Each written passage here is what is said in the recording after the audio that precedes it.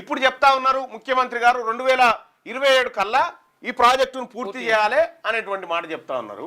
నేను అడుగుతా ఉన్నా 9 కిలోమీటర్లు ఇక్కడ ఏది కొడంగల్ లిఫ్ట్ ఇరిగేషన్ ప్రాజెక్టు మొదలుపెట్టిన ప్యాకేజీలు ఎవరికి రాఘవ కన్స్ట్రక్షన్స్ పొంగులేటి శ్రీనివాసరెడ్డికి వాళ్ళకి వీళ్ళకి ఇచ్చేసుకుంటూ వచ్చినావు కదా.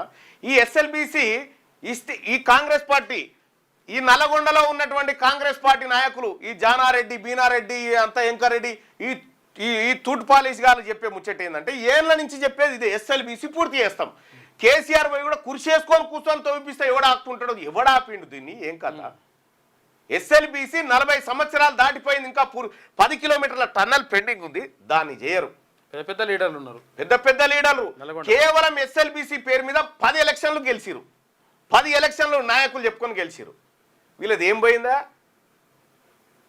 ఈ కాళేశ్వరం ప్రాజెక్టు పేరు మీద కేసీఆర్ కుటుంబం దోషింది. ఇటు ఈ ఈ ఈ కృష్ణానది పైన ఈ నల్గొండలో ఉన్నటువంటి రెడ్డి లీడర్లు అంతా దాని పేరు చెప్పి ఇది దోషిరు. నిమ్మల రాములు ఉండగా చేసిండు ఆ పని. ఆ వచ్చే కాలువ కూడా నిమ్మల రాములు గౌడ్ అని ఈ అదే ఊరు నాగార్జున సాగర్ పెద్ద ఊరా కదా, పెద్ద ఊరా ఎమ్మెల్యేగా నాగార్జున ఏది జానారెడ్డి గురువు నిమ్మల రాములు గౌడ్ అని బీసీ బిడ్డ, ఆయన కష్టపడి పనిచేస్తే ఆ నీళ్లు ఇప్పుడు నాగార్జున సాగర్ నియోజకవర్గం అప్పుడు అది పెద్ద ఊరు ఉండే. నీళ్లు లేని దొంగల ముఠా ఇదంతా ఒక పెద్ద దొంగల ముఠా. ప్రాజెక్టులు కట్టాలి, కమిషన్లు కొట్టాలి, కేవలం డబ్బును దోచుకోవడానికి వీళ్ళు